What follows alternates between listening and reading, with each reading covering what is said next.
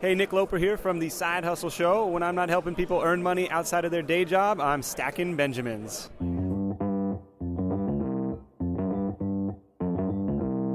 Live from Joe's mom's basement, it's the Stacking Benjamin Show.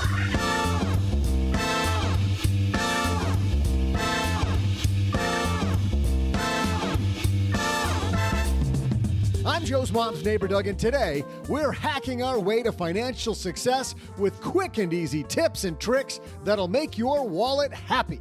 Today, we welcome the author of the new book, Money Hacks, 275 Ways to Decrease Spending, Increase Savings, and Make Your Money Work for You. It's Lisa Rowan. Plus, for all the men out there, does the size of your have an impact on your financial life? We'll talk about a recent piece that shares some interesting data on this question during our headline segment. And finally, we'll throw out the Haven Lifeline to Nick, who has a question about the best way to bridge the disability insurance gap. How much disability insurance is enough, and where should he buy it? And of course, I'll toss out some craftily created financial hack trivia. And now, two guys who are hurrying to finish off the leftovers before Mom throws them out. It's Joe and O-G.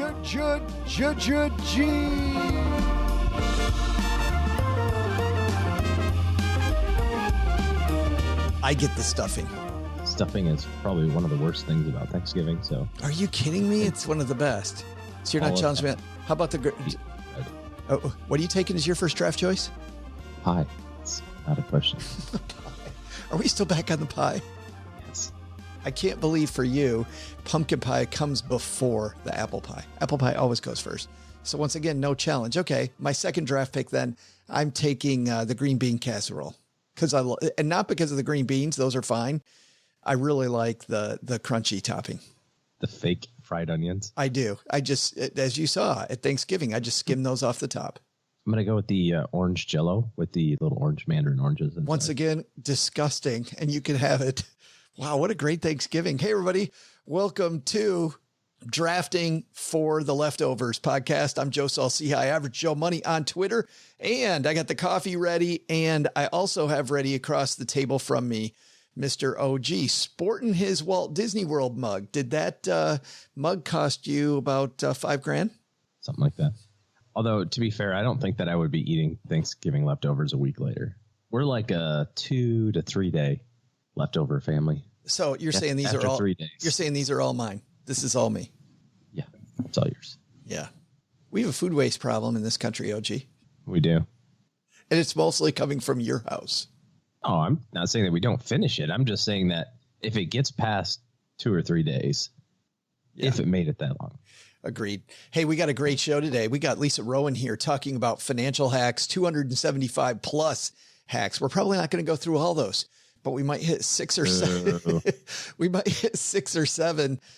We have some amazing headlines today as well. So why don't we get this party started? Hello, darlings. And now it's time for your favorite part of the show, our Stacking Benjamin's headlines.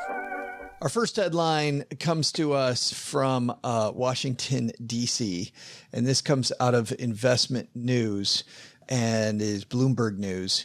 Janet Yellen last week tapped on the shoulder, said, hey, you want to be the new Treasury Secretary? The headline says, Janet Yellen at Treasury signals Biden's focus on boosting economy. President-elect Joe Biden's selection of Janet Yellen as Treasury Secretary signals that he plans to act aggressively to revive the world's biggest economy, putting a former Federal Reserve chair who has not shied away from stimulus at the helm of his economic policy. I'm not going to go too much into this. We obviously don't talk a lot of politics here. What I do want to point out, though, is that this is not the only piece I've seen written about this, OG, and seen people cheering and saying great stuff. How much in your personal financial plan is this going to affect things, OG? I don't think very much. And I didn't even know what to think about the headline when I saw it. It's like, to revive the economy. The stock market's at an all-time high. What needs reviving? Well, we talk about rates are as low as they can go. We talk about the economy. We talk about jobs coming back. We talk about 11 million people out of work. That's what they're talking about. I don't think it's. I think there's been largely a disconnect. But when it comes down to paying off my debt that I've done nothing about, and I'm reading this headline, is Janet Yellen going to pay off my debt? No. Wait a minute. Hold on. Is Janet Yellen going to make sure that I rebalance my portfolio? Out of bonds, because she's going to keep interest rates really low. We do know that. I mean, I think she and Jerome Powell singing off the same song sheet, so we're probably going to see low interest rate. But hold on. Doing the little things that Lisa Rowan's going to tell us about today that add up, all these little things that help me put more money in my pocket. I bet what you're saying then is Janet Yellen's going to help me with those. Probably not. What's up with that? Big flashy headline. Little teeny tiny impact on your life. Everybody in Moneyland talking about this, and it drives me crazy. It drives me nuts. Focus on things that you control, people, not on what's going on in Washington. How about something else you don't control? OG, headline number 2. This comes to us from the Sun, because when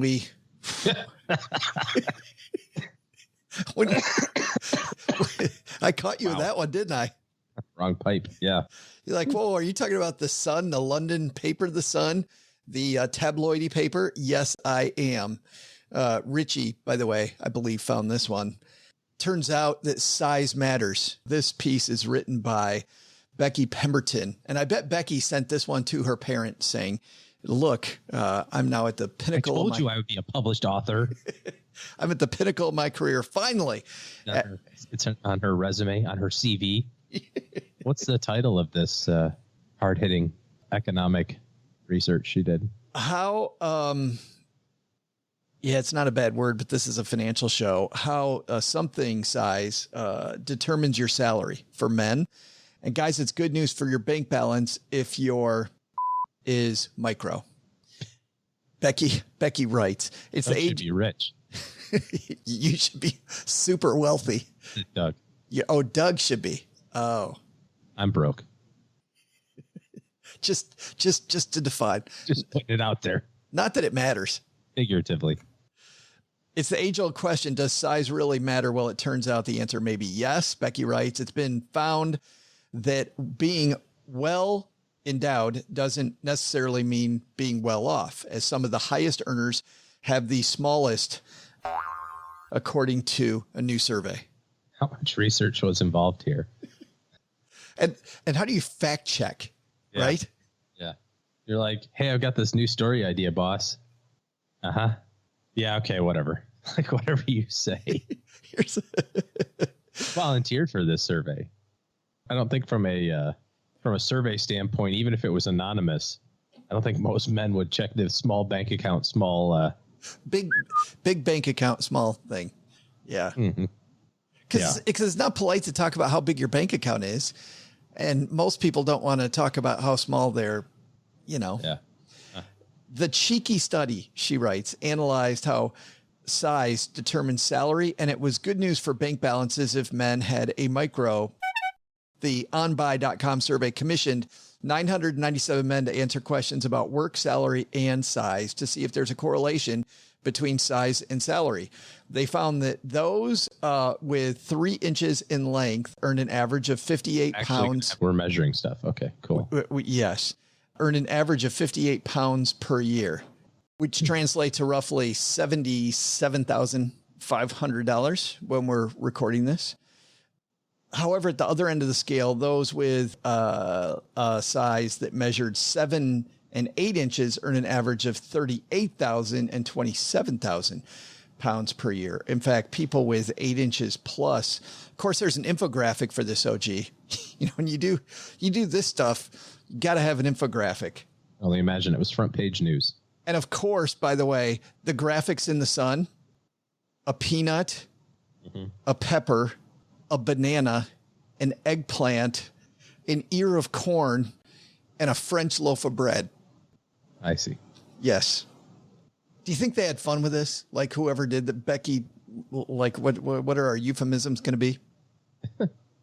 people with 8 inches plus not doing very well in any of the areas: sales and marketing, manual labor, banking and finance, the arts, medical, law, social services and education, business owners. But really the sweet spot here looks like 6 inches, about the spot where everything is. Let's actually turn that off for a second. It's obviously, it's obviously fun to talk about all these things that have nothing to do with your money, right? Like reading about this and going, well, apparently I should be a multimillionaire, Martha, but I'm not. Exactly. I'm small in every area. Just throw this stuff away, man. I mean, what are some other things that we look at that really don't matter? I'm thinking of this one. How about the study we see all the time about how much money you should have by a certain age? Yeah. Yeah, that's my favorite. If you're 30, you should have this amount of money saved. You should have this amount of net worth by this age. And all it does is one of two things. Either it makes you smug when you shouldn't be, because maybe your goals are much bigger than whatever arbitrary goal they gave you. Or on the other side, it panics you when you can't go back and replace the past. There's nothing you can do differently. Yeah. Yeah. And then you get into trying to catch up doing stupid things with money because you read it on the internet. Yeah. Believe it or not, don't pay attention to pieces like this that have really nothing to do with your money. Just take action. Wonder if they also can layer on this study with like pickup trucks. Like what size truck you drive? Yeah. So do you want them to compare? I have a theory about that. Do you want them to compare truck size with other size? Yeah. Or with your bank account? All of it. I bet you it all works together. Lay all if you have a brand new F-250, you don't have any money, and you also have. Yes. You know, yeah. So you're saying the bigger the pickup truck, the smaller everything else is. Maybe.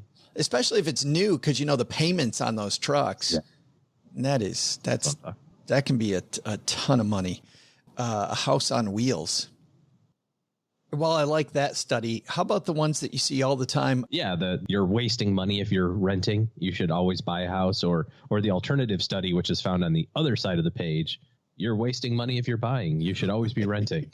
Right. Those are my two favorites. It depends so much on your lifestyle. I mean, depends on if you're going to stay there for a long time. Owning a house can be fantastic. Well, not fantastic, but not cost you as much as if you doesn't suck as bad. Exactly. Yes.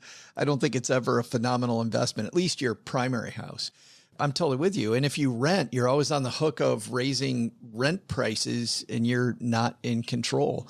The market's going to be in control. Speaking of that, by the way, OG, for everybody out there, do you own or rent your home? Well, sure you do. And I bet it can be hard work. You know what's easy? Bundling policies with Geico. Geico makes it easy to bundle your homeowners or renters insurance along with your auto policy. It's a good thing too, because you already have so much to do around your home. Go to geico.com, get a quote, see how much you could save. It's Geico Easy. Visit geico.com today. That's geico.com. Geico Easy. I think it's Geico Easy to have one takeaway.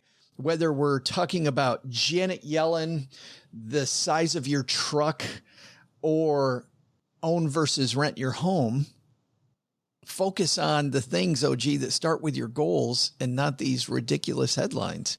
Janet Yellen, sadly, is not going to pay your mortgage for you, isn't going to make sure that your budget works out.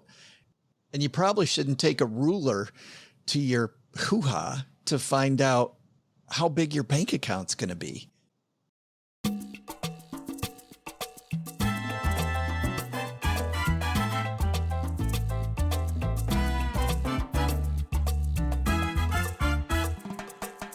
Well, Lisa Rowan is a fantastic financial writer. The number of headlines, OG, that we've quoted here and on our Money with Friends show that Lisa's written. To the top of the list. I swear we're saying her name all the time. This is our first time actually speaking with her, though. So I'm super excited to finally have Lisa on the show. She is a staff writer at Forbes Advisor. She covers banking and personal finance. She was previously the 2 Cents personal finance writer over at Lifehacker. She's also been a senior writer and on-air analyst at The Penny Hoarder. where she covered the grocery and retail industries, consumer affairs, and features. She also, by the way, co-wrote The American Nightmare, a 4-part series on the lingering effects of the foreclosure crisis in 2007. And in 2018, she launched a weekly advice column that you will find if you get the Tampa Bay Times. She's the co-host of a podcast. We'll talk about her podcast here in a little bit. But first, let's talk about financial hacks. Get the pen ready because we're going to bring them. Here comes Lisa Rowan.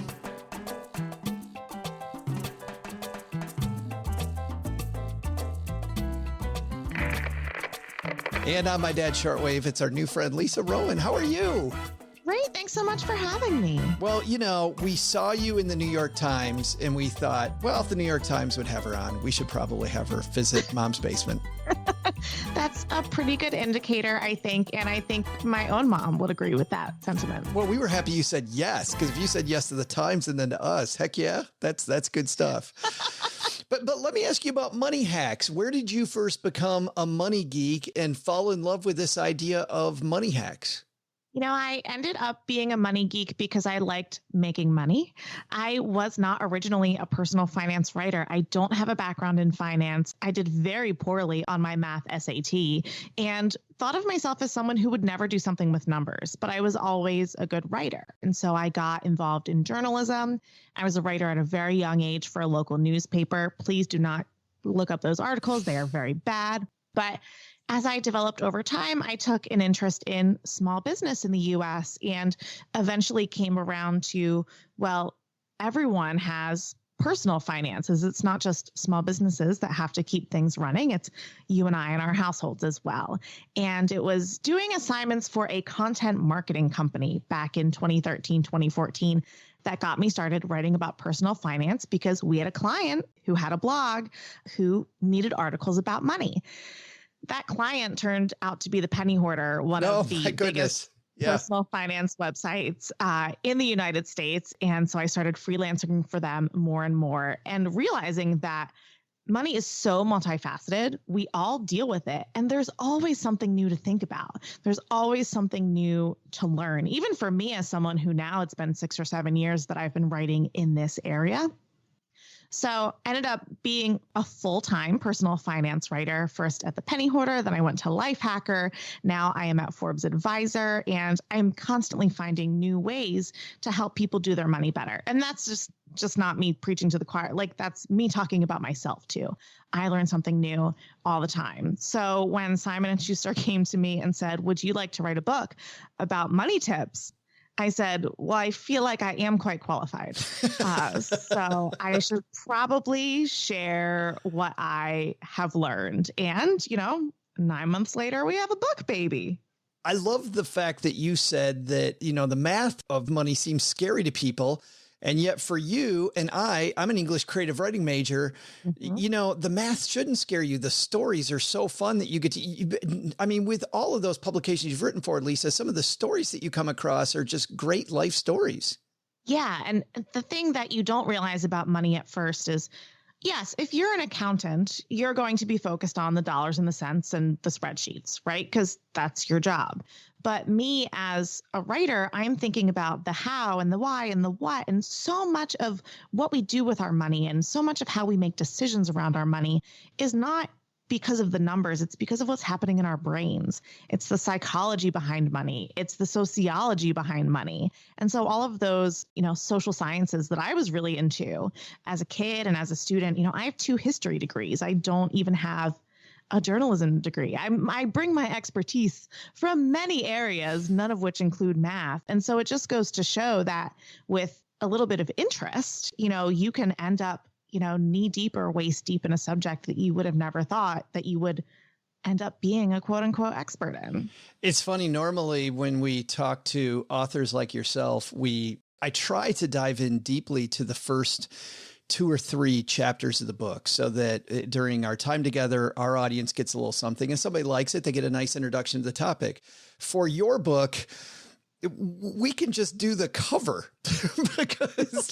because on the cover, there's so much meat, like there's so much stuff there. So I thought I might, if you don't mind, Lisa, go through a few of these hacks just from the cover. and talk about these. And the one that I find the most intriguing that I know nothing about of your 275 plus hacks, shop clockwise at the grocery store. Why do we shop clockwise at the grocery store? Because I've thought about this. I've always been a counterclockwise guy, and not on purpose. But tell me, are you left-handed or right-handed? I'm right-handed. And that is why you just follow the way that the store goes, because since more people tend to be right-handed, grocery stores are all set up so that you enter on the right side of the store, you drive the cart with your left hand, and you pick things off the shelves on your right. So you enter, you're veering to the right, you can just reach off, grab the bread from the bakery, it's hot, it smells fresh, hit the salad bar, hit the meat counter. The way that they guide you through the store, they do it with right-handers in mind. So if you can go against that natural grain that they set up for you, and once you know this, you will go through the store and you will see this. They have it all set up so that if you follow this counterclockwise pattern, all of the end caps are there waiting for you. All those buy one, get one displays that are seemingly are in the middle of your path, they are all designed to catch you with that right hand just sticking out and grabbing stuff because they know it's your dominant hand and your monkey brain really wants to cheese it. So, you know, they know they're getting to, like I was saying, like the psychology in your head. So the next time you go to the store, try it and see if you spend less. Start, even if you have to like bob and weave through the checkout section or customer service, try starting on the other side and see if you spend less. I'm not saying you're going to spend less time in the store because you'll probably have to rethink where everything is. Yeah. But if you can break that habit in your head, you can probably shave a couple of bucks off your bill because you're going to be less tempted by all those obstacles that were put there in your way. That's phenomenal, by the way. I'm also thinking of our local grocery store. And the last thing, if we go around it counterclockwise, that you get to are the treats and the beer and wine stuff. And I always think, well, all the stuff in my cart, this stuff will go great with it, right? A little dessert, maybe some wine. So if I start with the dessert and the wine, I'm probably less likely to buy that stuff. You know, I'm going to skip that area altogether, healthier for me and my wallet, and make my way back around the opposite way. Exactly. Because if you walk into the store and the first thing you see is beer and treats, you're going to say, oh, no, I'm not here for this stuff. I'm here to get broccoli. But if you started the broccoli, by the time you get to the beer and treats, you say, oh, I deserve a little something. Absolutely. Right. I'm not the one to say that you can't treat yourself every now and then. However, just be aware that these systems are set up to get you to spend in a certain manner. So just check yourself before you let yourself wreck yourself, y'all. Wow. Y'all are going to edit that out of the episode. We are not. That is staying. That is gold. I think, Lisa, we found our title for the episode. Check yourself before you wreck yourself. Lisa Rowan. TM. We'll put a TM after that. Yeah. Another one that intrigued me before we get to before we get to a couple really, don't get me wrong, that was practical, but I had no idea where you're going there. This is another one. Fill your gas tank on Monday. Why do we fill our gas tank on Monday versus Friday? This is a weird one, and I didn't believe it till I looked at the data about when gas prices go up and down. Because, you know, you see it all the time. The reason that the prices are digital on the board at the gas station is so they can change them whenever they need to. It's supply and demand, right? But think about when you might be thinking about your own supply. So maybe it's the end of the work week. You're done with your commute if you're someone who still commutes. And maybe you're about to go maybe camping for the weekend with your family. What are you going to do before you leave? You're going to fill up the gas tank, right? Because you're going to make those extra trips. Or you're just going to do something fun for the day, for the weekend.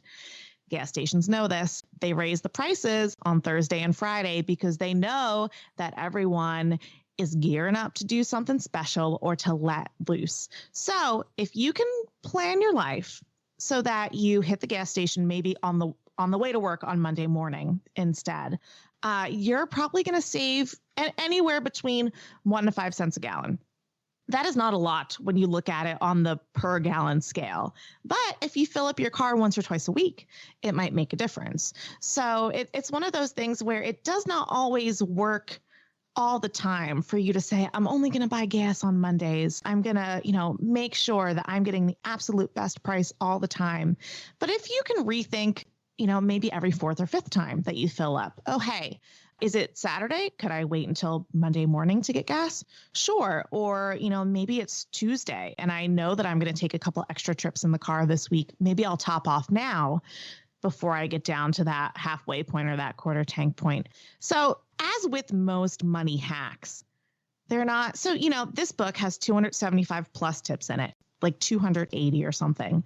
We started with over 300 and narrowed some of them down, if you can believe it. And they're not all going to apply to everyone, and they're not all going to apply all the time. But the thing that I hope people get out of this is to be able to find a good handful of things that they can adopt and say, oh, this really works for my life. Let me build this into my money habits. And, buying gas at the cheapest time might be one of the things you can pick up. Well, that's what I was thinking, Lisa. When you were talking, I was thinking, I got to buy gas anyway. It's an easy habit to begin buying gas on Monday instead of Friday. That's, to your point, maybe not a ton of money, but I'm going to buy it anyway. So why not buy it on Monday versus buy it on Friday? Exactly. And it just brings a new awareness into that part of your money life. If you're driving past the gas station, you drive past every day in the first place, just take note of whether you see a variation in prices throughout the week, because that might help you find what's best for you. A couple of these very, very practical ones that maybe some of our listeners haven't heard. Set up banking alerts. Tell me about that one. I am such a big fan of banking alerts. Okay, so I have various different bank accounts, savings accounts, even credit cards. I have alerts for everything. I get an alert on my phone when I log into my own account. I get an alert when I've gotten paid, when my account is below a certain point. It is very easy to set up all manner of alerts in your accounts by going online and just selecting the ones that you want. And you can set up all these trigger points. Maybe it's a balance. Maybe it's when a transfer is completed. Whatever you need to make yourself more aware of what's happening with your money. The thing that hurts the most, I think, for a lot of people is when you don't think about your money all month and then the statement comes in the mail or that statement arrives online and suddenly you are faced with a month full of purchases or a month full of savings transfers that you wish had been bigger, or a month full of credit card charges that you forgot how much you tipped when you went to dinner. Yeah, or you think in your head you had enough money and some automatic thing came through and there wasn't enough. And now your first alert is a bank fee. Yes, exactly. And so by putting in all of these guardrails, by putting alerts on your accounts, you can, set off it's kind of like you're in a pinball machine, right? And you're just like bopping around and the lights come on when they need to tell you something, whether it's you're doing a really good job or you're going to need to do something to keep yourself in good standing, right? So it does not necessarily mean that you have to spend time every day logging into every single account and checking every single balance. But if you can set up some of these alerts to either have them go to your email address or to pop up on your mobile phone if you have a smartphone, these can really help you get that quick glance at the status of your money without taking a whole lot of time to actively manage what's going on.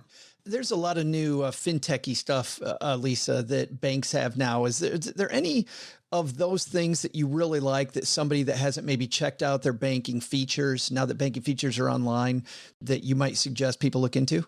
Yeah, I feel like almost every bank has a feature now where they have a chat bot that's either on their app or on their online banking platform that allows you to think about your money in terms of regular questions and answers. You can ask these devices, you can ask these services, how much did I spend on coffee this month? And they'll show you all of your transactions from coffee shops. Oh, that's cool.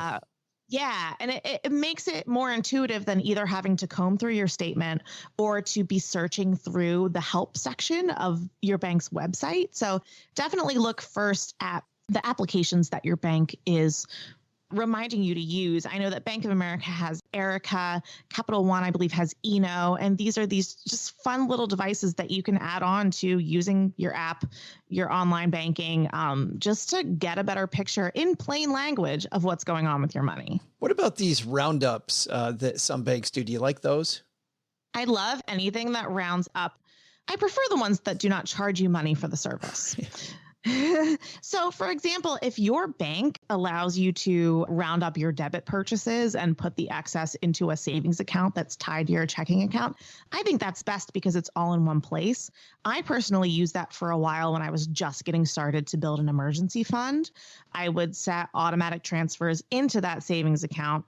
And it was like $25 a week when I was first getting started, right? It was any amount. Sure. Good. But then if you can add 50 cents, 75 cents, per transaction over the course of a week as you're buying, things like groceries or gas or whatnot, I think that's a huge benefit to really boost your savings with very little resistance from your brain, right? Because if you're trusting yourself to always be making those transfers, are you going to do it? Nope. No. Never in a million years.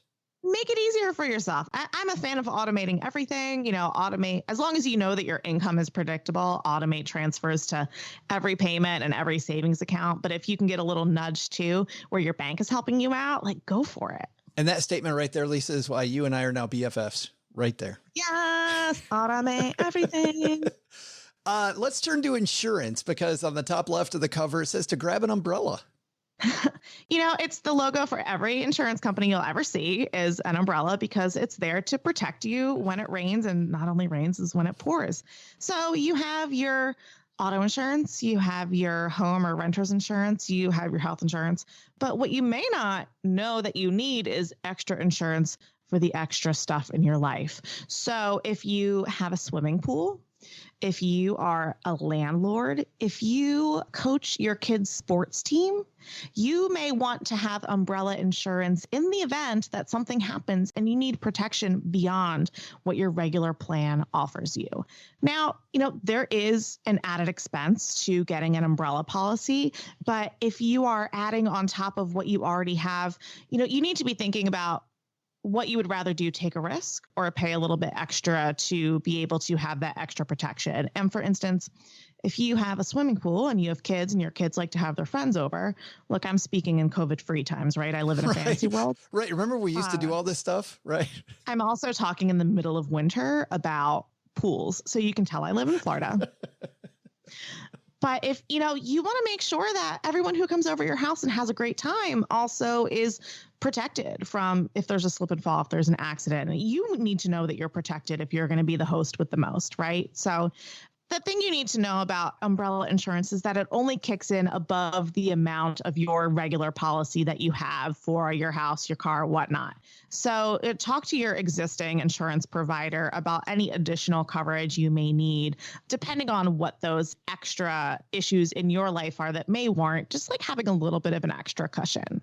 I haven't been a financial planner in a long time, but back when I was, I love this umbrella advice, Lisa, and to afford it. And to your point, it really isn't that expensive, but to afford it, sometimes if you have that emergency fund in place, we talked about with the roundup. So you've done the roundup, so you get your emergency fund in place. Now you can go and raise your deductibles a little bit on your homeowners or your car insurance, and that'll pay for the umbrella so that your out of pocket is the same, but now you have insurance that really fits your life more.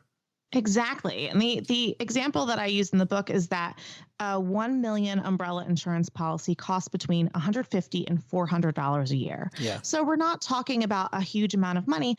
And I know that there's probably some people out there who are saying, hey, girl, I thought you were going to save me money with this book.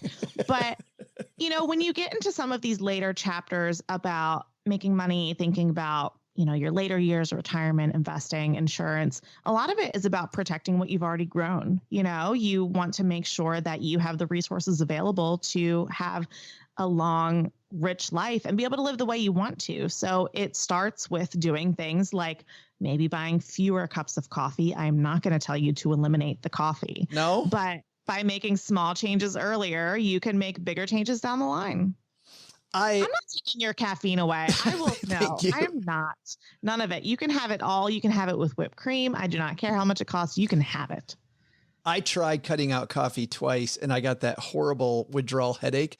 And I realized that the headaches weren't worth it. It was, I'm going to keep my coffee because I don't want, am I a wimp or what? I would rather have my sweet, sweet caffeine addiction than to save that money. Look, all I drink at home is Folgers. Don't be playing with me about how I spend too much on coffee. That coffee is cheap as heck and it is reliable.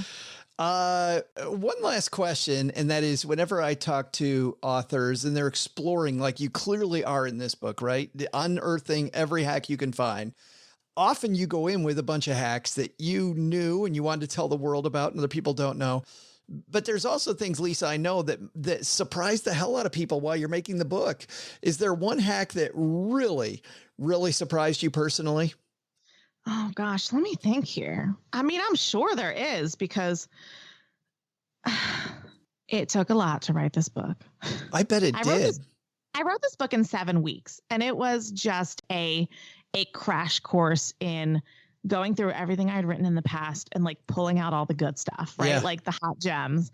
And then also looking through the tried and true advice that maybe just needs a little bit of rephrasing so that it like hits in our modern brains, right? Like there are some old lessons that mom and dad and grandma have been trying to instill in us since the dawn of time. And sometimes you need an impartial third party to just tell you. But one of the things that surprised me that I thought was really cool had to do with credit. And I've always had an interest in credit cards, mostly because I am a glutton for punishment and I really love being able to say that I have the hot, cool credit card. You got the really heavy one in your wallet? I really like having the heavy ones in my wallet, even if I don't do enough spending to actually warrant having them, especially now in pandemic times when I'm traveling 0 places. I'm going from my desk to my couch. But I've always been interested in credit cards, doing credit better, having a great credit score. But one of the things that sort of clicked in my brain when I was doing this research was that you can reallocate your credit if you close a credit card. If you have maybe, I'm going to use the example of Chase because they have a ton of credit cards, right? And I have several Chase credit cards. And if I wanted to close one, well, I'm going to lose that credit limit when the card gets closed, right? And so now it's going to look like my utilization score is much higher. My utilization rate is going to be higher. And so my credit score could go down because all of a sudden there's that big chunk of available credit that is no longer available because it's been closed. You can ask to have your credit limit reallocated to another card in your account. So if you have couple of Chase cards, couple of Amex cards, you're loyal to a particular variety of credit card, you can say, hey, I've been a customer for a while. I want to close this card. This one's not working for me at this point in my life, but is there any way I can transfer my credit limit over to my other card that I've had for a while? In a lot of cases, they'll let you do it. You have the same amount of available credit, but you don't have that extra card lying around that might have an annual fee that you don't want to pay. That's a great idea. So you're saving a little bit of money, but still protecting your credit. Like we always tell people, don't go closing old credit cards if that's going to make your score look really good because, length of time is an important thing to make your credit score really healthy. Yeah. But if you're someone who opens credit cards for the bonuses and then a year or two later you find like, oh, this card's not really doing it for me, you might be able to preserve that credit limit, not because you're going to spend to the limit, but because you want it to be available to make your score look good. That's fantastic. And once again, guys, when you pay your credit cards in full, the fun you can have then is absolutely amazing. And I didn't think about that. I mean, because for Chase, since we're using them as an example, Lisa, with Chase, I can't imagine how they would care. It's the same amount of, let's say it's $3,000. It's the same $3,000. It's just in a different pocket. So that's exactly what it is. Yep. Yeah. Why wouldn't they do it? The book is 275 plus ways to decrease spending, increase savings, and make your money work for you. It's called Money Hacks. And I'm assuming, Lisa, it's available everywhere. It is available everywhere you find books, including many local libraries, because people keep writing to tell me that they have requested it at their library. And that warms my heart. That is fantastic. Well, what I was thinking about for this book in particular, as I'm leafing through it, is that you could take 275 days and do like one money hack a day. And like you said, 3/4 of them will work for you. Some don't. But every day you just take don't try to eat this whole book at once. Just take one a day, try to implement it and go. Yeah, it's snackable because if you're going to try to absorb so many tips and tricks at once, they're all going to fall right out of your head. So, take a minute, try them out. Don't feel discouraged if a bunch of them don't work for you because everyone's money is different. But, hopefully there are a lot of options that you can at least test out in your life. Well, one place where you have combined both, I guess, a frugal nature and being a fashionista is that you were a vintage store owner for a while. And I would be remiss before we said goodbye if we didn't talk about your podcast. thank you. Yeah. I co-host a weekly podcast called Pop Fashion. It is about the intersection of fashion and business and culture.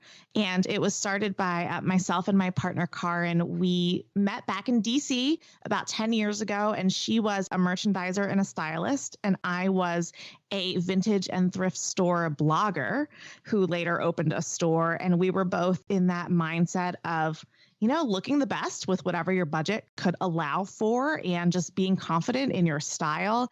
And we started podcasting about it. That was a time when fashion podcasts did not exist because everyone thought you needed pictures. Which I'm thinking about. Still help. 6 years ago, you were first on that in that area.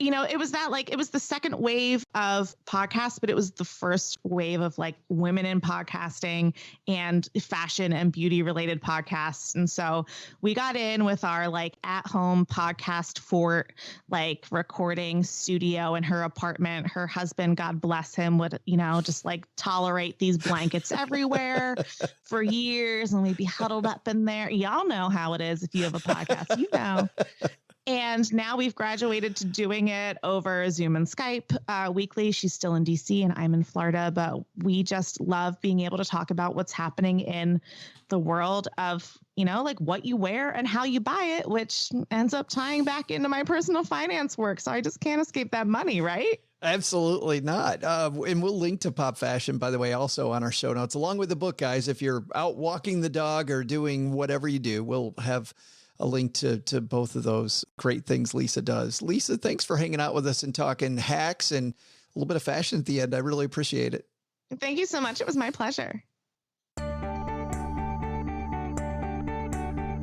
Hey, trivia hacks! I'm your pal, Joe's mom's neighbor, Doug, and I'm going to be honest.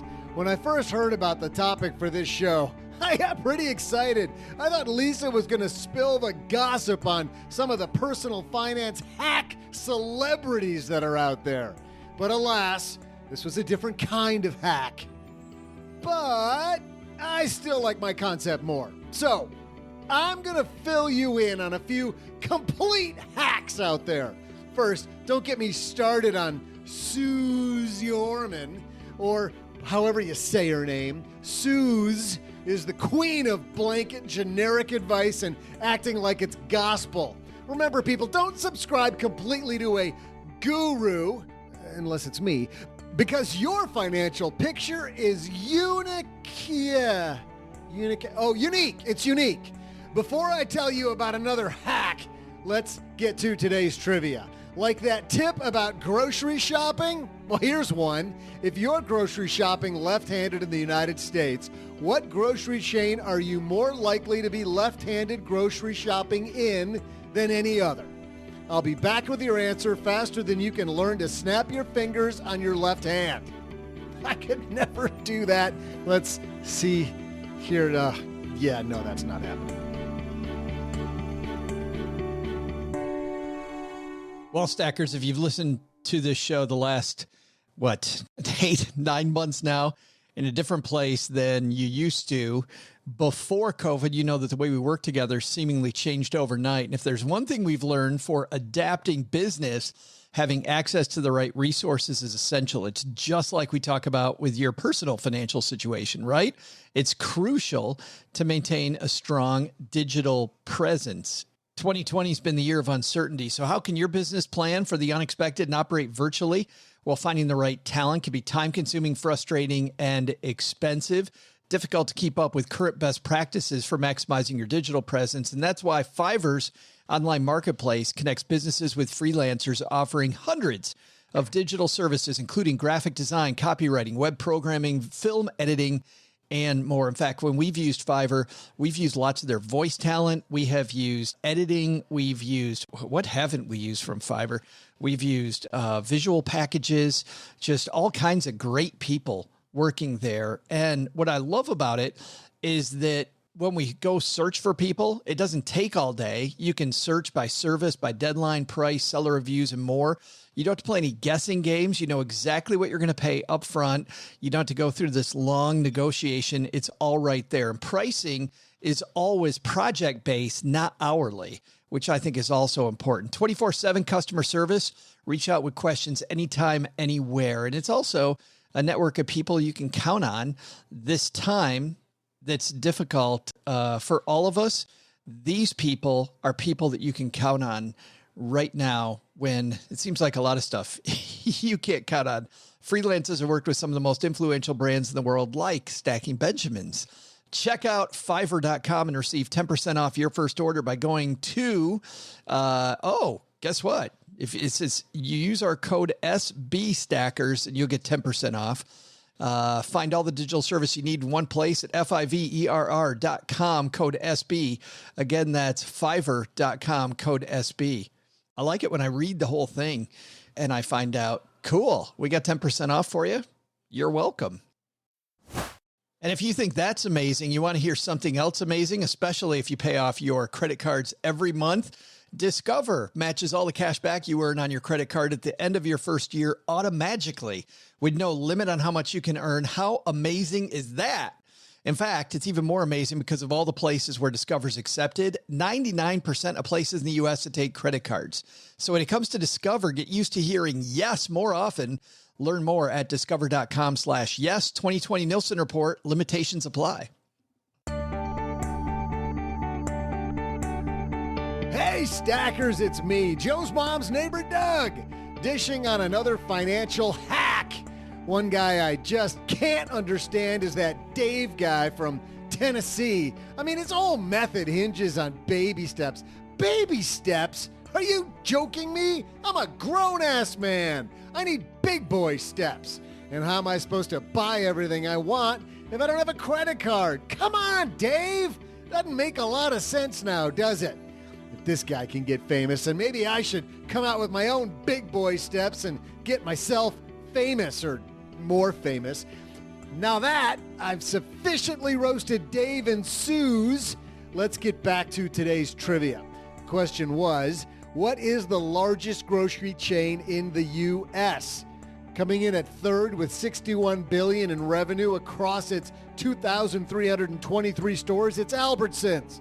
In second, with revenues of $121 billion across its 2,759 stores, it's Kroger. And coming in first with $288 billion in revenue from 4,253 stores, not surprisingly, it's Walmart, which added another $226 billion on the retail side. Now that I'm proven I'm no hack, I gotta go. See ya! Big thanks to Lisa for coming and chatting with us about hacks. Just those hacks, the ones on the front cover. That's it.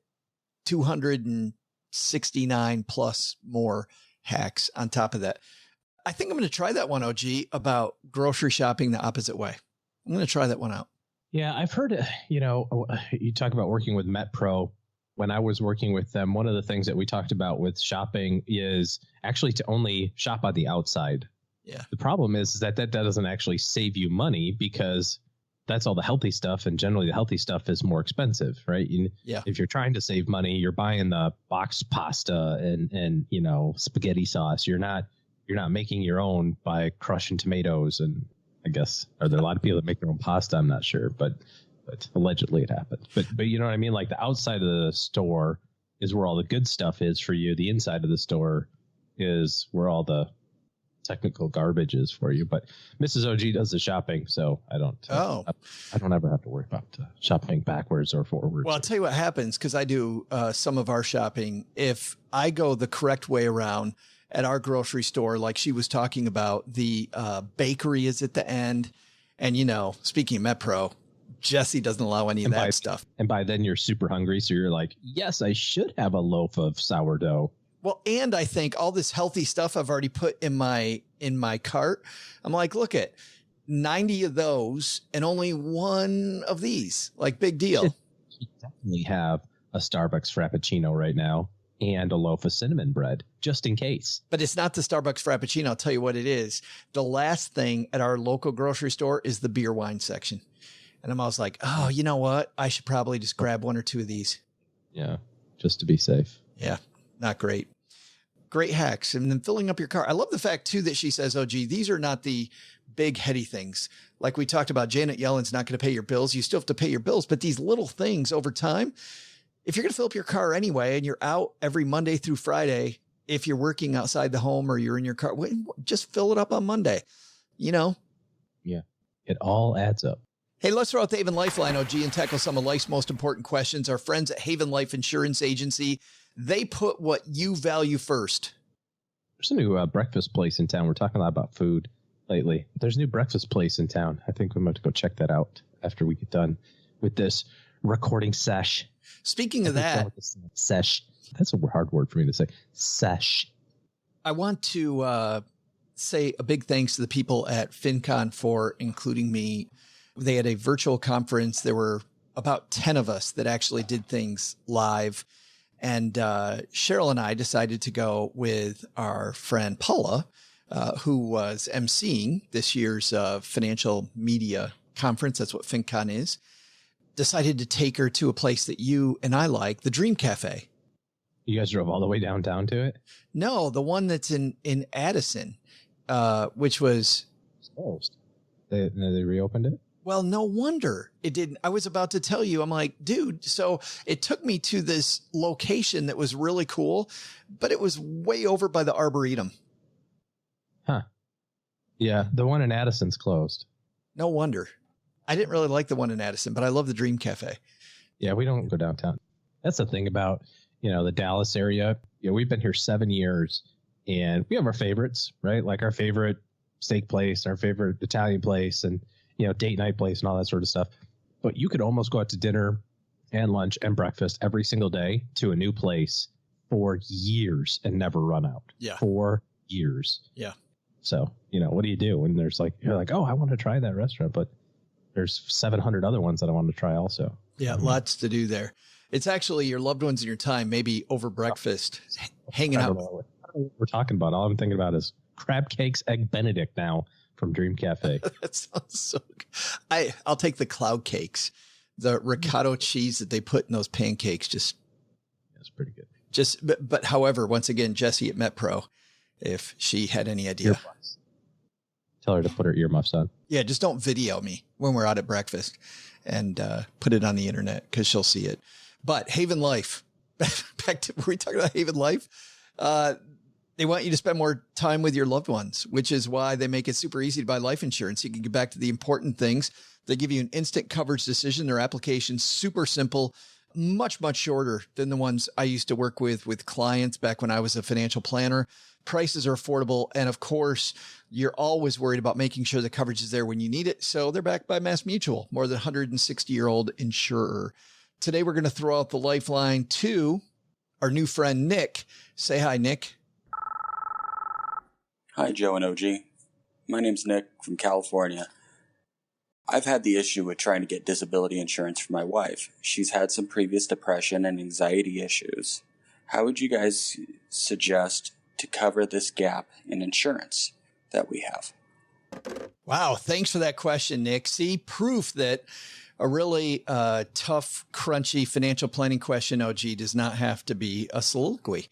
Just straightforward, difficult question. How do you solve that gap, OG? Well, the thing about risk management is that you're trying to solve the cash flow problem in advance, right? You're trying to say, if this thing happens, what's the plan on the shelf? And sometimes the answer is buy more insurance. And sometimes the answer is have a different plan. If you have certain issues, whether it's life insurance or disability or long-term care, there's people who can't get car insurance, right? If you're a terrible driver, you're just going to be hard to insure, or rather uninsurable. Every different type of insurance has limitations associated with it. Mental illness is one of those limitations for most disability policies. There's a lot of companies just don't want to get involved in that, unfortunately. So you have to think of a new plan. And one of those things that you could consider are making sure that you have an adequate cash reserve. If your wife is working outside the house, and it sounds like she is by the fact that you're trying to get some disability coverage, maybe she has workplace coverage. So you want to take full advantage of workplace coverage. Or you could also look at associations that she belongs to. I know, for example, being a CFP, we have the ability to buy into a group plan that's all CFPs. and that's put together by the Financial Planning Board. So I love that idea. So there's a couple of different options there where you can get some kind of group-ish coverage. And if that doesn't exist and it's just not possible to qualify for whatever medical issues in the past, and by the way, it's not just mental illness, it's if you have back problems, disability people don't want to have insurance on you. If you have knee problems, they don't want to have insurance on you. I know there's great chiropractors out there, but man, I remember, I don't know if it's still the case, but if you check the box that said that you see a chiropractor at all, they're like, nope. Yeah, could be an issue, right? So it's not just that, it's other things. But really what you want to do is you want to game plan that now. So what would happen if all of a sudden your spouse's salary went to 50%? You know, let's say that the group coverage covers 50 cents on the dollar. What changes would you make to your lifestyle?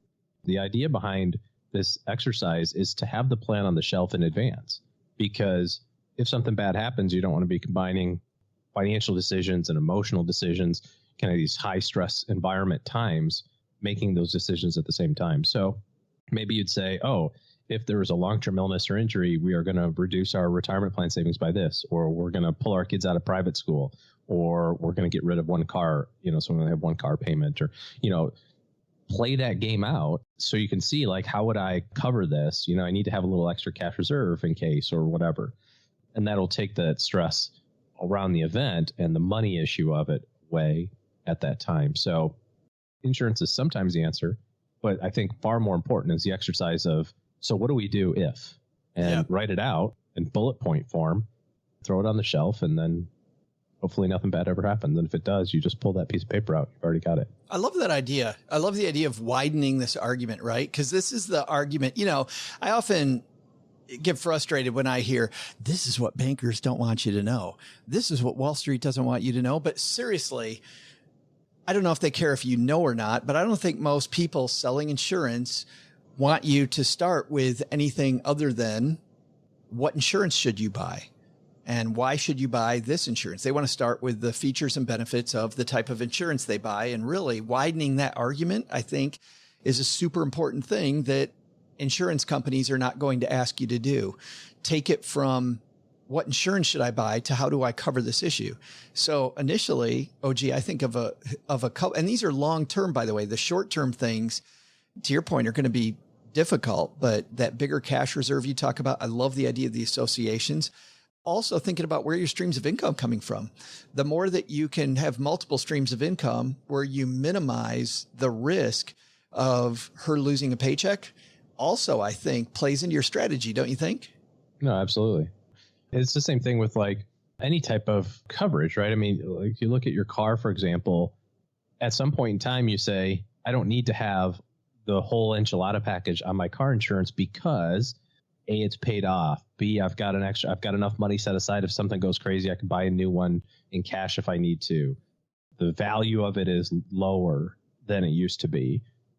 Disability insurance or life insurance, those things are really important when you have to create that estate. But as you get further down the line and you've established yourself or you've saved some money and you've got an investment portfolio already, you can say, well, I don't necessarily need as much, right? You might be surprised that you can still make it without having it. And then, oh my gosh, the horrors. What do you mean I shouldn't buy insurance?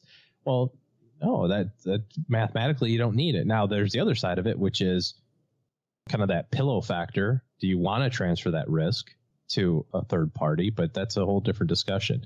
So right now I would say just kind of game plan it out and then see where you have those gaps and then decide how to cover those gaps.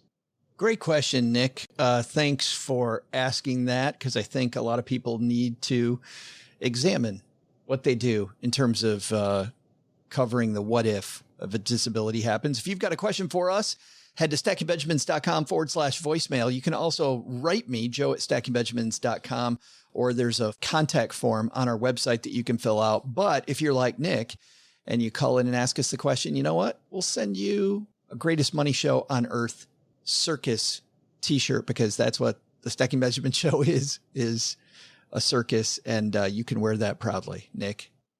Or I think it's suitable as a gift. It does check a box. Nothing thrills non-money geek spouses like Stacking Benjamin's t-shirts. guaranteed. Actually, we have heard from a lot of people that their t-shirts got stolen because they're so comfortable.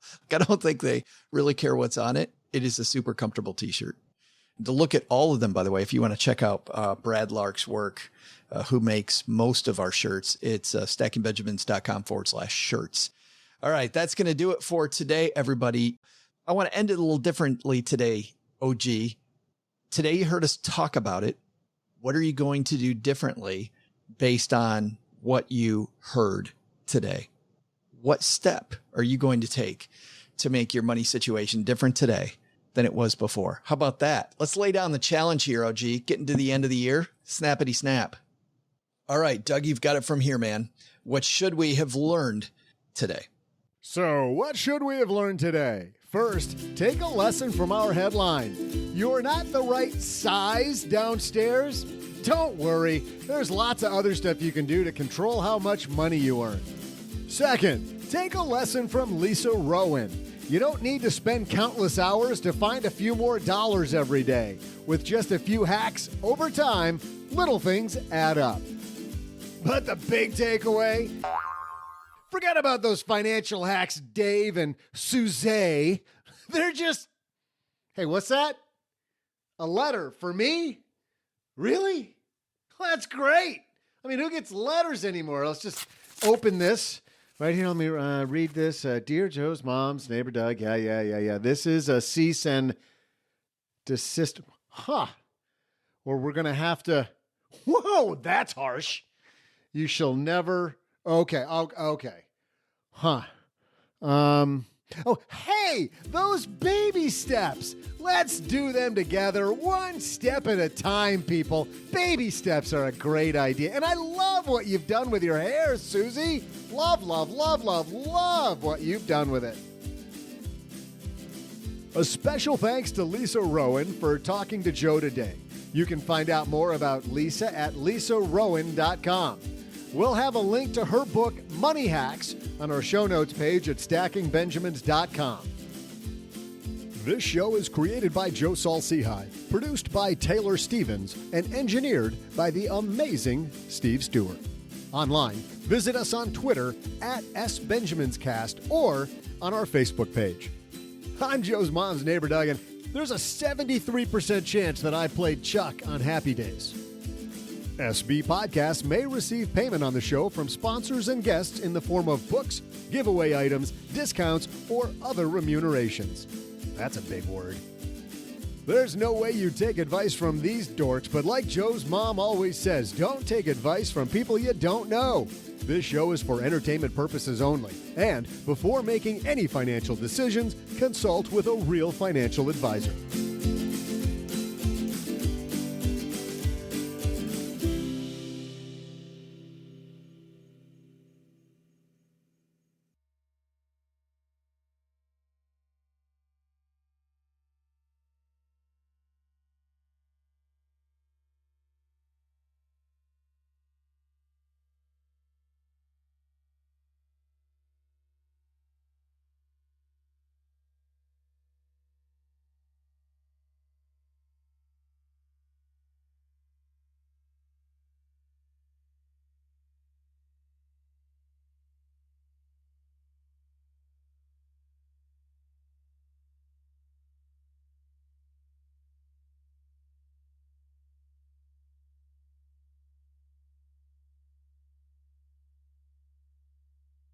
On Monday, we were talking about weddings and played a Nick Bergazzi piece, a comedian, and about his wedding. Any comical stuff happened at the OG wedding? No, but his name is Nate, not Nick. It's Bill. True. It is our podcast. We can call him whatever we want. No, it is Nate Bergazzi. No, I don't remember much from my wedding. Isn't that sad? I actually got that advice from somebody. They said, number one, don't let the photographer push you around. And I will tell you that our photographer tried to push us around the whole time. Just get more and more pictures, more and more pictures. And finally, I told him, like halfway through my reception, I'm like, I am taking too many pictures to actually have fun. I'm not enjoying any of this because I'm not seeing anybody but you while I'm taking all these shots of me supposedly having fun in an event I'm not having fun at. You should tell your wife that you didn't have fun at your wedding and see how that goes. Actually, she said the same thing. Well, at the beginning, I mean, there were so many cool things. We were middle school track coaches, so we didn't invite our teams to the dinner. So we had a nice dinner with family and close friends. But then after the DJ started, before we cut the cake, we invited our teams. So halfway through our wedding reception, it was swarmed with 7th and 8th graders, which some people would go, oh, no way. For us, it was an absolute blast. The dance floor was packed between, you had every age person out there dancing, which was a lot of fun. And by then, by the way, all of these pictures were over and we could just celebrate and have a good time. I remember the important part for me, I got to work on the bar, like figure out what we were going to serve alcohol wise. And I was so happy that we had a keg of, and our friend John's going to just scream at his device right now, Labatt Blue. Nice. Forgot about Labatt Blue. It is a clean Canadian beer that everybody can drink. And John is going, you heathen. I've had Labatt in ages. And every time I have it, I'm like, oh, this is what Bud Light should have tasted like had they decided to put some taste in it. Yeah, I don't remember much from our wedding. I remember not being very hungry.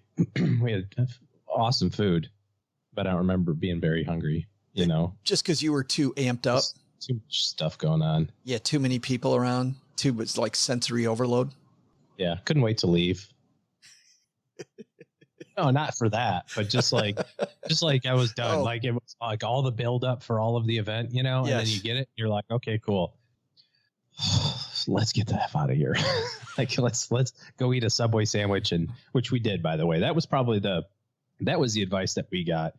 And I don't know if we gave that advice to our best man / maid of honor, matron, I don't know, whatever the hell they're called, but they thought it up on their own. I can't remember, but in the hotel room, because we stayed in a hotel that night, in the hotel room, she had this refrigerator stocked with Subway sandwiches, like just a turkey and ham with lettuce and tomatoes, you know, just so at midnight when we came in, we didn't have to like order room service.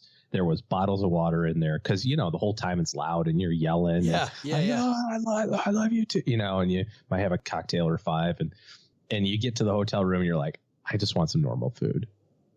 And it was there. That was really nice. We stayed at a bed and breakfast south of Lansing, Michigan.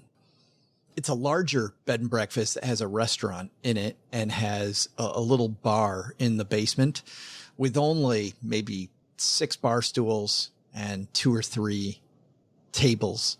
It's an Irish looking place.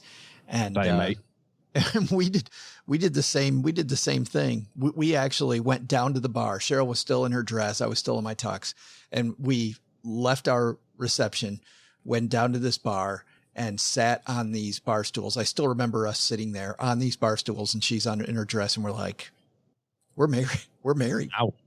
Yeah. That was fun. I remember that may have been the most fun part of the party. I remember really liking our honeymoon, and then we went back to the same place like 15 years later, and we're like, yeah, no. Where was it? I don't want to say because Frankenmuth? No, I might have actually already told this story before on the podcast, but we went on our honeymoon, had a great time. It was a really fun beach vacation. And then I don't know, probably about 6 or 7 years ago, we're like, you know what? We had such a great time. We should go again.